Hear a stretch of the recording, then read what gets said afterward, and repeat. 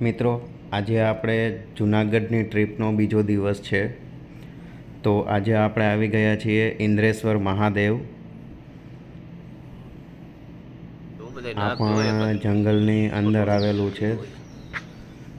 જૂનાગઢમાં એન્ટર થતાં સ્ટાર્ટિંગમાં જ એક ગેટ આવે છે, ત્યાંથી આપણે જવાનો રસ્તો છે. અહીંયા અન્નપૂર્ણા માતાજીની ગુફા છે. કાળભૈરવ દાદાનું મંદિર છે.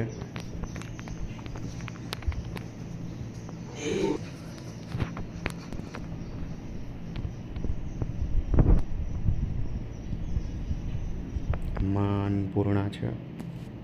મિત્રો, ઇન્દ્રેશ્વર મહાદેવ પછી હવે આપણે જાશું આત્મેશ્વર મહાદેવ. એક આ જે જંગલ સફારી છે ત્યાંથી અંદરથી રસ્તો જાય છે અને ગિરનારની લીલી પરિક્રમા કરતા હોય એવો આપણને અનુભવ થાય છે આ જગ્યા ઉપર.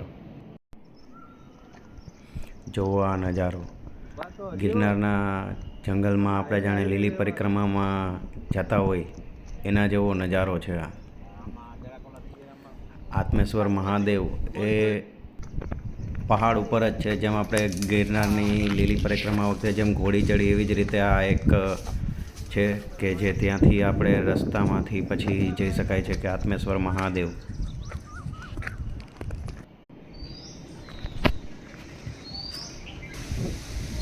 તો હવે આપણે આવી ગયા છીએ આત્મેશ્વર મહાદેવ. આ મંદિરનું પ્રાંગણ છે. મંદિર નાનું એવું છે પણ ત્યાંનો જે કુદરતી નજારો છે ને એ એકવાર જોવાલાયક છે. અને ખૂબ જ ઓછા લોકોને આ રસ્તાની કે આ લોકેશનનો આઈડિયા હોય છે. આત્મેશ્વર મહાદેવનું મંદિર છે. અહીંયા બાપુ રહે છે કે જે મંદિરની સેવા પૂજા કરે છે. કોઈ મારા જેવા ભક્તો આવે તો એ બાપુ માટે કંઈ પણ ખાવા પીવાની વસ્તુ લેતા આવે થોડાક દિવસ માટેની. કેમ કે આ અંદર જંગલમાં આવેલું મંદિર છે તો ત્યાંથી સિટીનો સંપર્ક કરવો એ પણ થોડુંક અઘરું છે. તો કોઈ આપણા જેવા ભક્તો આવતા હોય તો એના માટે કંઈક પણ વસ્તુ લેતા આવતા હોય છે. મિત્રો, આજે આપણે જે હમણાં આત્મેશ્વર મહાદેવનું મંદિર જોયું ત્યાર પછી એમની એક્ઝેક્ટ સામે જ વચ્ચે એક નદી આવે છે અને ઓપોઝિટ સાઈડ એક પહેલાં ક્રિશ્ચનના માજી રહેતા હતા, બટ અત્યારે ત્યાં એક ફાધર છે.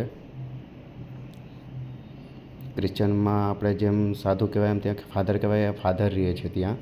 આ એમની રહેવા માટેની જગ્યા છે. પહેલાં સાવ નાની એવી ઝૂંપડી હતી પણ મારા જેવા ભક્તો જે અહીંયા આવે છે તો એમની જે સેવાભાવની વૃત્તિ હોય છે એનાથી અત્યારે એમને રહેવા માટેની સારી એવી સગવડ છે ત્યાં. હવે આપણે જઈશું